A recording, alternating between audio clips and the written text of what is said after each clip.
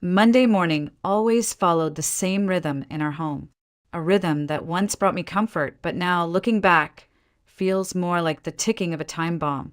I stood in front of the full-length mirror in our master bathroom, smoothing the lapel of my sea green blazer, dabbing a final touch of matte lipstick onto my lips. My reflection was composed, professional, unfazed. At 38, I looked exactly as I was meant to look, the poised deputy director of a private cosmetic clinic in downtown Chicago. Behind me, the software of the espresso machine hummed through the penthouse, mingling with the buttery scent of imported croissants and Marcus's cologne lingering in the hallway.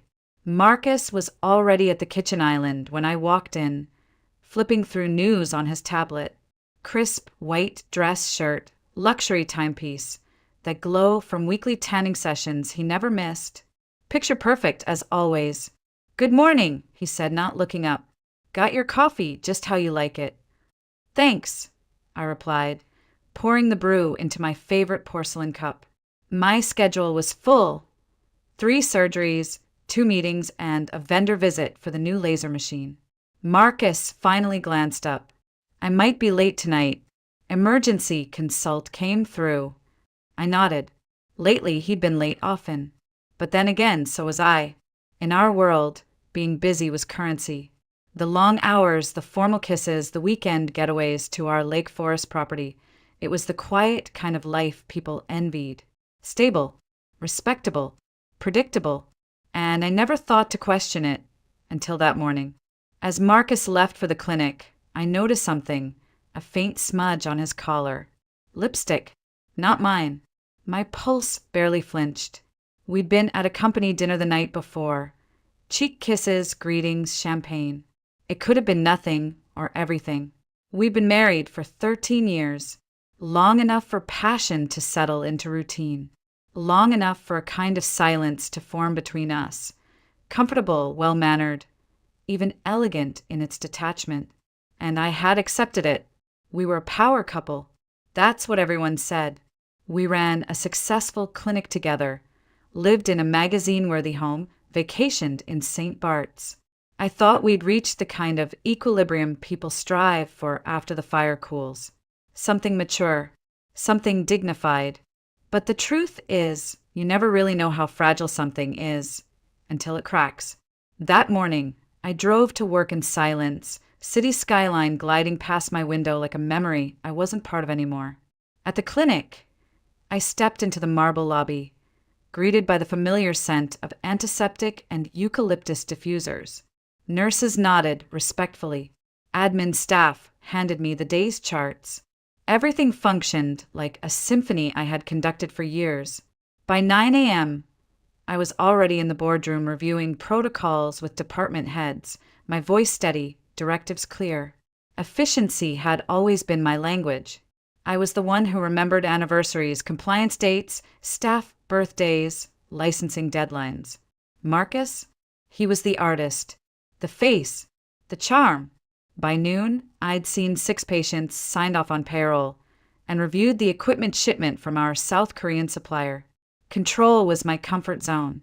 Predictability was my defense. So when the receptionist knocked on my door around 2 p.m., her voice uncertain, her face a little pale, I didn't flinch. "Dr. Caldwell, there's a young woman here. She says it's personal and urgent. She refuses to leave." I raised an eyebrow. Visitors without appointments were rare in our clinic. I motioned for her to show the girl in after I'd finished with my last patient. A few minutes later, the door opened and everything changed. She walked in like she owned the room. Young, maybe 24. Perfectly styled blonde waves. Manicured nails. A dress that whispered money. A presence that screamed purpose. "Are you Dr. Victoria Caldwell?" she asked, voice smooth but cold.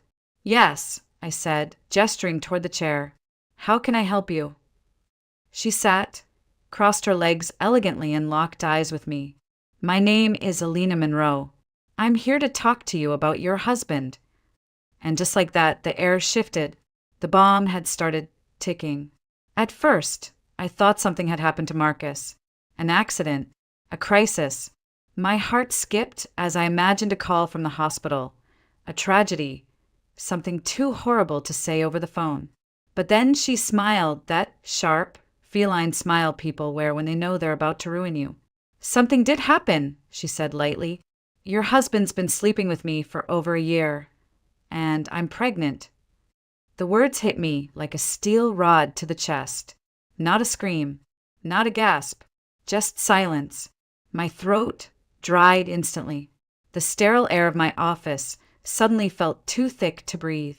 "I'm sorry," I heard myself say, though I wasn't sure who I was apologizing to, her, Marcus, or myself for being so blind. "I figured it was time to be honest," she continued, leaning back in the chair like she was chatting about weather. "Marcus always says your marriage is just for show now, that you're more like business partners than anything else. But I wanted to see for myself. He says he stays because he's afraid of change. But he loves me, not you." I studied her carefully, searching for any crack in her performance, any twitch of doubt or vulnerability. Nothing. Just icy confidence, like she'd already won. And maybe she thought she had. "How long has this been going on?" I asked, my voice calm. Years of dealing with emotional patients had trained me well. Show no reaction. Give them nothing to feed on. "Since last spring," she said, like it was a sweet memory. "We met at a medtech conference. I was modeling for a cosmetic laser demo, and he said I was the most beautiful woman he'd ever seen. He kept coming back to talk to me. Soon we started meeting for coffee. Then dinners. Then, well, you can guess the rest." I didn't want to, but I could. He rented an apartment in River North just for us. Said he needed a space to think. Said with you, there was no passion left. That you two hadn't been intimate in months. That you'd grown cold. I stared at her. Not because I didn't believe it, but because I did. Marcus had changed, slowly, subtly. His late nights, the gym routine, the new cologne. He started taking vitamins for energy, bought new underwear I'd never seen before. And I hadn't asked. I'd told myself we were just older, focused, driven. "Does he know you're pregnant?" I asked finally. "Not yet," she said, resting her hand delicately on her stomach. "I thought it'd be better to come to you first, out of respect." Respect. She said it like a challenge, as if she expected me to fall apart, to cry, to beg her not to take him. Instead, I tilted my head slightly. "And what exactly do you want from me?" "A divorce," she said simply. "Quiet, clean, no drama. He'd never leave you on his own. He's too polite, too guilty. But if you let him go, he'll finally be free to be with me, with our child." She smiled like she'd just offered me a promotion instead of a demand. "You've had him for 13 years. Isn't it time to let someone else have a chance?" The nerve of her, the audacity. But I didn't flinch. "Thank you for your honesty," I said, coolly standing up. "Now, if you'll excuse me, I have patients waiting." Alina blinked, clearly caught off guard. She'd expected tears, a slap, a screaming match. Not this. "Wait, aren't you going to say anything?" I said thank you, I repeated. "That's all for now." She stood, flustered, her posture faltering for the first time. "What are you going to do?" I looked her square in the eye. "Think." She left, and when the door clicked shut, I locked it behind her, sat down at my desk, and just stared. Outside the window, the world moved on. Cars, sirens, clouds, sunlight. Everything unchanged. But my world had just imploded. I felt no tears, no rage, just a cold clarity spreading through me, the kind I only felt before high-stakes surgeries. My breathing slowed. My fingers stopped trembling. A switch had flipped. Marcus had broken something that could never be mended. And now I was going to make sure he knew exactly what that felt like. I sat alone in my office for a long time after Alina left, the silence pressing against my skull like a migraine that hadn't arrived yet. No tears came. No phone calls. No impulsive confrontations. Instead, I opened my desk drawer and pulled out a pen, the one I always used for post-op notes. Smooth ink, thin line, controlled, and I began writing. Not a letter, not a journal, a list. Every moment that suddenly made sense now. Every sign I had ignored. The gym membership that came out of nowhere. The new brand of cologne with a name I couldn't pronounce. The silk ties I didn't buy. The late nights. The way he started locking his phone. The distance in his kiss. The excuses. The vitamins. The shift in how he touched me. Clinical, brief, performative. I listed them like symptoms. Because that's what this was, wasn't it? A disease. Infidelity was just a late-stage symptom. The real pathology ran deeper, through years of emotional erosion, quiet detachment, and the arrogance of a man who thought I'd never notice. Or worse, that I'd never fight back. When the list was done, I closed my notebook and looked around my office. The air smelled of lemon disinfectant. My diplomas lined the wall. A painting of Lake Michigan hung above the bookshelf, calm and blue. This wasn't going to be a breakdown. It was going to be a procedure. The first step? Call Anthony Delgado. He answered on the first ring. Vic? Everything okay? No, I said calmly. I need your help. He paused. You want to meet? Tonight, 8 o'clock. Café Loose. He hesitated for just a moment, probably reading between the lines. I'll be there. I hung up and returned to the rest of my day like nothing had happened. I finished seeing patients, took a call with the suppliers, and smiled at nurses in the hallway. I kept my tone level, my eyes focused. I even laughed once when someone made a bad joke in the break room. But inside me, something tectonic had shifted. When I arrived home that evening, Marcus wasn't there yet. Typical. Emergency consult, probably. Or surgery went long. I walked past our spotless kitchen, poured myself a glass of red wine, and opened my laptop at the marble counter. I needed information. The apartment Alina mentioned? River North. That narrowed it down. I opened property records, searched rentals in the area. Nothing directly linked to Marcus, but that didn't surprise me. If he was smart enough to cheat, he was smart enough to cover his tracks, which is why I needed Anthony. At 7:50, I arrived at the cafe. The lights were low, the scent of espresso and cedarwood cologne hovering in the air like memory. Anthony was already there, waiting at a corner table, his tailored suit impeccable, his dark eyes watching the door. You look different, he said as I sat down. I feel different, I replied. Marcus is having an affair. She's pregnant. She came to my office today. He didn't speak right away. He just exhaled sharply and signaled for 2 espressos. And something stronger. You want a divorce? I want intel, I said. I want to know everything. What he's hiding. Where the money is. If he's trying to sell the clinic. I want it all. Anthony gave a slow, deliberate nod. Then let's begin. The next morning, I was already dressed and out the door before the sun had cleared the horizon. I didn't sleep much. I didn't need to. I had a mission now, and clarity works better than caffeine. As the city yawned awake, I drove to a part of town I hadn't been to in years, quiet, residential, lined with modest row houses and discount clothing stores. It was where Alina's parents lived. She'd mentioned it once, offhand, as if she didn't expect me to remember. But I had, because I always remembered everything. I parked a block away and waited across the street, sipping lukewarm coffee from a paper cup. At 8:42 a.m., a woman stepped out of the building. Late 50s practical coat, neatly pinned hair, a face that looked too kind to have raised someone like Alina. I followed her, not closely, just enough to see her walk into a small children's boutique tucked between a laundromat and a bakery. The sign said, Little Steps locally owned since 1993. The storefront was lined with pastel onesies, baby shoes, plush toys arranged in careful symmetry. I gave it another 10 minutes, then walked in. She was behind the register, organizing receipts. She looked up and smiled. "Good morning. How can I help you?" "Hi," I said, offering a warm smile. "You're Alina's mother, right? I'm Victoria. I work with her sometimes. She asked me to stop by. She's not feeling well this morning." The woman blinked, then nodded slowly.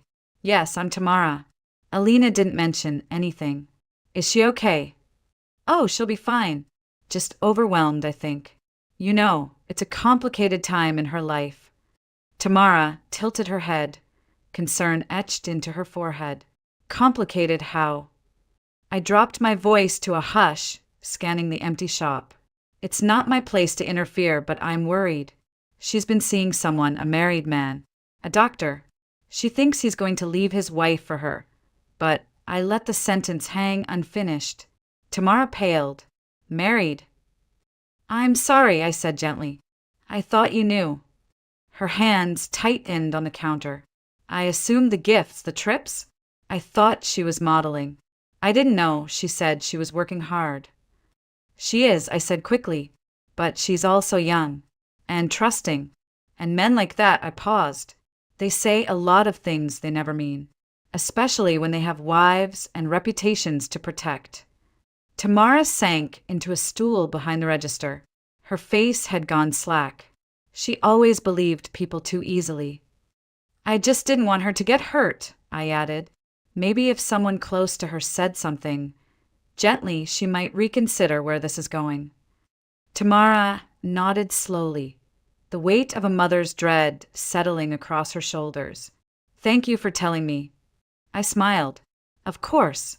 She deserves more than being someone's secret." When I walked out of that store, I didn't feel victorious. Not yet, but I felt the first stone fall from the tower Alina had built for herself. A single tremor, but the kind that precedes a collapse. Later that day, I pulled out my phone and used the voice modulator Anthony had recommended. I dialed Alina from a blocked number, lowering my voice to something older, raspier. "Hello." "Hi, dear.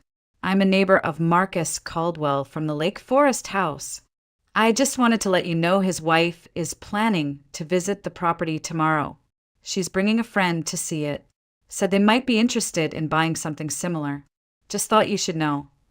There was a pause on the other end. "His wife?" "Yes, dear. Lovely woman. They've been married for years. Such a sweet couple. Always so happy together." I hung up, and then I waited. That evening, I met the man who would become my scalpel. Peter Samuels wasn't flashy. He didn't wear dark sunglasses or speak in riddles. He was a quiet, meticulous ex-detective with pale eyes and a voice like gravel. Anthony had recommended him, and the moment I shook his hand, I knew he understood what I needed. "I don't want drama," I told him. "I want clarity. Movements. Locations. Financial traces. Photos if you can get them. But most of all, I want him to start feeling watched." He raised an eyebrow. "You want him to know?" "Not immediately," I said, "but eventually. I want that pressure to build slowly, like a fever." He nodded. "Then we'll do it right." The next morning, I resumed my role as the unaware wife. Marcus returned home late again, shirt rumpled, eyes slightly bloodshot. He smelled of his usual cologne layered over something softer, like hotel soap. "Emergency, consult," he muttered as he kissed the top of my head. "Didn't mean to wake you." "You didn't," I said quietly and offered him a cup of tea. "Rough case." "Yeah, complicated." We sipped in silence. I watched him over the rim of my cup, wondering if he could sense it, how different I was now. How the woman across from him was no longer the one he married. The next few days were routine on the surface, but beneath them, I was watching everything. Peter sent regular updates. Marcus was indeed visiting a condo in River North, apartment 105, where Alina often arrived half an hour after him. The building had no doorman, which made surveillance easy. They spent hours inside, curtains drawn, emerging only after sunset. One afternoon, I drove downtown and asked to view apartment 107, just across the hall from theirs. A different floor plan, slightly smaller, but with perfect line of sight to the entrance of 105. The agent didn't ask many questions. I signed a 6-month lease, paid 2 months up front, and walked out with keys that felt like hand grenades. From there, I had everything I needed: visibility, timing, access. Later that week, Peter delivered his first batch of photos. Marcus and Alina entering the condo. Marcus carrying takeout. Alina in sunglasses, glancing behind her shoulder. And then the money. Transfers are clean, Peter said. Monthly payments to Alina under the name consulting fees. Plus a separate bank account in the Caymans. He's been moving funds gradually. Over $400,000 so far. Anything on the clinic? Peter hesitated. That's trickier. The assets are mostly in his name, but Anthony might be able to dig into licensing angles. You're still listed as co-founder in several early documents. I nodded. Good. Let's keep digging. As I gathered evidence, I also began planting seeds of paranoia. I had Peter assign one of his junior agents to trail Marcus, a little too visibly, just enough to be noticed in reflections, in the corner of a mirror, behind a parked car. Let him wonder if he's being followed. Let him feel the weight of eyes he can't see. He'd chosen deceit. Now I'd give him the consequences, and it had only just begun. By the end of that week, Marcus was a different man. He started checking the windows before leaving, glancing over his shoulder in elevators, rereading text messages before replying. One evening, I caught him staring into space while holding his fork midair, his plate untouched. You okay? I asked gently. He blinked, like I'd pulled him out of another dimension. Yeah, just tired. You've been working too much. I know. He was unraveling. At the same time, Alina was slipping. Peter had eyes on her, too. She wasn't strutting in heels anymore. She was slumping in oversized hoodies and skipping her modeling gigs. She'd been seen crying outside the condo. Twice. She tried to visit Marcus at the clinic and was turned away by reception. The best part? She thought it was because of me, that I was still the one standing between her and the life she wanted. She didn't know Marcus had already begun to resent her. She didn't know I had made him feel like I still adored him, like I still trusted him completely. Want to get away next weekend? He asked one night, scrolling absently through Airbnb listings. To the lake house? He nodded. Just us. I smiled. I'd love that. 2 days later, Anthony called me. We have something, he said. Big. What is it? Marcus filed paperwork to sell the clinic. The buyer is an offshore holding company registered in Belize. On the surface, it looks like a merger, but he's trying to cash out quietly and disappear. My blood went cold. What's the timeline? 3 weeks. If it goes through, he walks away with everything: clinic, property, the bulk of your joint finances. You get whatever's left. I stared out the window at the glittering skyline. I'd worked 15 years building that clinic. Licensing, branding, recruiting the medical board, lobbying for the surgical accreditations. And now, he wanted to vanish with it all? Then we don't have 3 weeks, I said. We have 1. Are you sure you want to go that route? Anthony asked. It's a point of no return. I passed that point the moment he made her believe I'd disappear quietly. That night, while Marcus showered, I sat in bed with my laptop and composed an anonymous email to the Illinois Department of Revenue. Attached were PDF scans Anthony had collected, flag payments, offshore transfers, questionable consulting fees. Subject line: suspicious financial activity from Caldwell Surgical Aesthetics. I hit send and closed the laptop. Marcus came out minutes later, toweling his hair. Can't sleep. I'm okay, I said, patting the empty space beside me. He smiled, climbing into bed. You're my calm in the storm, you know that? I leaned into him, placing a kiss on his shoulder. Always. He held me. I held my breath. And together we lay in the dark. One of us dreaming of running, the other quietly closing every exit. Saturday evening arrived with an odd stillness in the air, as if the city itself was holding its breath. I had just finished a long shower when I heard music playing softly from the dining room. When I stepped out, I saw Marcus setting the table, candles lit, wine opened, the good plates we never used unless guests were over. "What's all this?" I asked, toweling my hair. "I thought we could have a real dinner. Just us. No distractions." I watched him pour wine with trembling hands. He looked pale, older, like he hadn't slept in days. A hollow version of the man I married. We sat down in silence, the flicker of candlelight dancing between us. He pushed his plate aside almost immediately. "Vic, I need to talk to you." I waited. He exhaled, long and hard, as if preparing for surgery without anesthesia. "I've been lying to you. About everything." I didn't respond. He continued. "Alina, the girl, it was a mistake. A stupid, reckless, unforgivable mistake. She told you she was pregnant." "Yes." She lied. He looked up and I saw a flicker of something real. Guilt, maybe. Or fear. I made her take a test. In front of a doctor. She's not pregnant. She never was. She just wanted to force my hand. And did it work? He swallowed hard. Almost. For a while I thought maybe I could run. Start over. I even filed paperwork to sell the clinic. "To an offshore company in Belize," I said, my voice steady. His eyes widened. "How do you?" "Don't." Silence fell over the room like snow.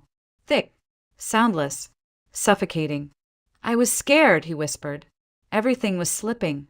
She was manipulating me. I felt trapped. "Did you ever stop to think how trapped I felt?" I said, "Building a clinic that's technically yours. Running a home while you played God in surgery suites. Believing we were partners while you plotted your escape." He stood suddenly, pacing. I didn't know what I was doing. I was lost. "You were greedy," I corrected, "and bored, and entitled enough to think I wouldn't notice." He paused, hands on his hips, head down. "I want a second chance," he said finally. "Please, let's fix this. I'll call off the sale. We'll go away. Start over." I got up from the table and walked to the window. The city glowed outside, clean, precise, distant. "You know what I've realized," I said quietly. "Our marriage didn't fall apart because you met someone else. It fell apart because you thought I wouldn't fight back. That I'd just accept your betrayal like I accepted your late nights and your half-truths. Like I'd keep smiling while you carved up our life. Vic, please, I'm filing for divorce on Monday." The words were calm, surgical. He froze. His mouth opened, closed. He looked like he might collapse. "Don't," I said, raising a hand. "Don't say you're sorry. You're only sorry because I wasn't who you thought I was." For the first time in our marriage, Marcus had nothing left to say. And for the first time in my life, I didn't need to hear anything more. 2 weeks later, the court hearing was swift. Marcus's lawyer tried to stall, citing reconciliation, therapy, emotional breakdowns, but I came prepared. Every financial transfer to Alina's name, the bank statements, the clinic's almost sale, even the apartment lease under his assistant's name, paid in cash, documented by my investigator. Marcus's face was ashen the entire time. He didn't contest the divorce. I walked out of that courtroom with full ownership of the clinic, half of our investment accounts, and exclusive rights to the downtown property we used as our primary residence. He kept the penthouse, which he couldn't afford without me and the guilt. But I wasn't done. I waited for the perfect opportunity. The one place where performance mattered most to Alina, a hospital internship mixer hosted by a prominent women's health foundation. She had spent weeks bragging on social media about her invitation, how it was going to open doors, how she would meet influential female surgeons, how people would finally take her seriously. The night of the event, I arrived in a sleek navy dress, my name printed on the guest list as a board member. When I saw Alina across the room, hair slicked back, dress too short for the occasion, eyes scanning the crowd, I approached with a soft smile. She turned, startled. "Oh, hi," she said. Her voice faltered. "Hello, Alina. I wasn't sure you'd recognize me without the lab coat." She tried to recover. "This is a professional event. I don't think this is the place." "I agree," I interrupted, lowering my voice. "Which is why I find it fascinating that you listed a non-existent OBGYN internship on your resume, and that you used my husband's name as a reference without his consent. The Foundation's ethics committee will be interested." Her face went pale. "You think I wouldn't check?" I added, "This isn't about Marcus anymore. It's about you lying your way into rooms you're not qualified to be in." A nearby board member glanced over, catching bits of our conversation. I didn't need to raise my voice. The humiliation was quieter than a slap and far more effective. "I'm warning you," Alina hissed. "No, I'm warning you," I said. "Leave the medical field before someone sues you for impersonation. You won't get a second chance." She stormed off, heels clicking, eyes burning. And just like that, the fantasy she built on my name, my husband, my silence, shattered in front of everyone she tried to impress. Later that night, I stood outside the building, watching the city lights blur in the distance. I wasn't angry anymore. I wasn't hurt. I was clean. Marcus called twice that week. I didn't answer. I had one final meeting to attend with my lawyer. "I want to transfer ownership of the clinic into a trust," I told him. "For women, single mothers, survivors, people who've been made to feel small in rooms they helped build." He looked up. "You're sure?" "Yes," I said. "I'm done cleaning up after men who thought I'd never leave." A few months later, spring arrived in Chicago like a slow exhale. The air smelled cleaner. The city felt quieter, somehow, or maybe I was just finally still. The clinic, now renamed the Caldwell Women's Center, began offering free consultations twice a week. We partnered with shelters, clinics, even high schools. And every time I walked through its glass doors, I remembered who I was before Marcus, before Alina, before the betrayal. Just a young girl who wanted to help women feel safe in their own skin. One afternoon, I was in my office when a knock interrupted the soft music playing on my speaker. My assistant peeked in. "There's a young woman here asking for you. Says she doesn't have an appointment, but she looks like she needs to talk." I nodded. She came in slowly, early 20s, nervous. Her hands trembled as she sat down. "I'm sorry to come without a referral," she said. I think I might be pregnant, and I don't know what to do. My boyfriend left. I haven't told anyone." Her eyes were glassy. I reached for the tissue box. "You're not alone," I said.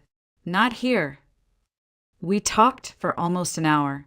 I didn't rush her, didn't interrupt, just listened like no one had ever really done for her before. When she left, she hugged me, tight, desperate. I stood by the window for a long time after that, watching her disappear into the crowded street. And something inside me shifted, not in pain, not in grief, but in recognition. I had come full circle. Marcus eventually moved to another city. I heard through colleagues that he tried opening a new practice, but it never really took off. Alina faded into digital silence, not a single trace left on the hospital site, not even on LinkedIn. Good. Some people try to destroy others as a way of building themselves. But the truth is, you can't build anything real on lies. Not a clinic, not a reputation, not a relationship. I didn't need revenge. Not anymore. I needed peace. And I found it in my work, in the quiet moments between patients, in the softness of healing. There are women like me everywhere, sharp, steady, resilient.